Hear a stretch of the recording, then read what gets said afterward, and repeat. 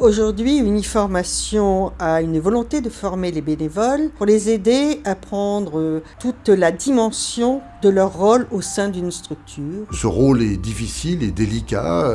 Vous avez déjà des compétences, des connaissances, mais il est important de regarder à travers un certain nombre de thèmes qu'on va vous proposer, quels sont les points qu'il serait peut-être important d'aller un peu plus loin pour vous, afin que vos connaissances soient développées. Nous allons vous mettre dans une situation d'urgence. On a le renouvellement des administrateurs, et là on va commencer à avoir un petit peu des soucis. Il y en a 2 du bureau qui veulent arrêter. Aïe! Et en interne, vous n'aviez pas la possibilité de promouvoir quelqu'un? Oui, elles sont déjà embauchées en CDI, donc on doit maintenant se tourner vers l'extérieur. Dans une association, un dirigeant, il est d'abord porteur d'un projet, souvent sociétal. Employeur, ça veut dire aussi à un moment sanctionner potentiellement un salarié. Quelles compétences avez-vous pour recruter cette personne et quelles vont être vos obligations? Ah oui, Nicolas, tu seras présent.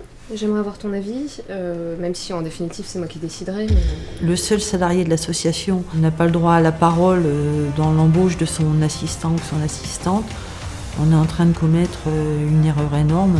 Il y a toujours des réussites et toujours des échecs dans une vie, et en particulier dans une vie associative. J'ai reçu un coup de fil de la municipalité qui nous propose de prendre en charge la tombola de la Saint-Valentin. Parce que là je m'étonne, on est à 1 mois et demi de lâcher.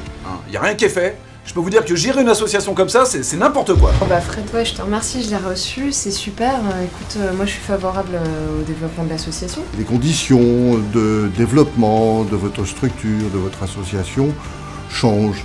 Et il est important pour vous de connaître aussi l'évolution du besoin, de la demande des usagers. Et donc de bien comprendre comment vous pouvez développer et accompagner votre association, votre structure.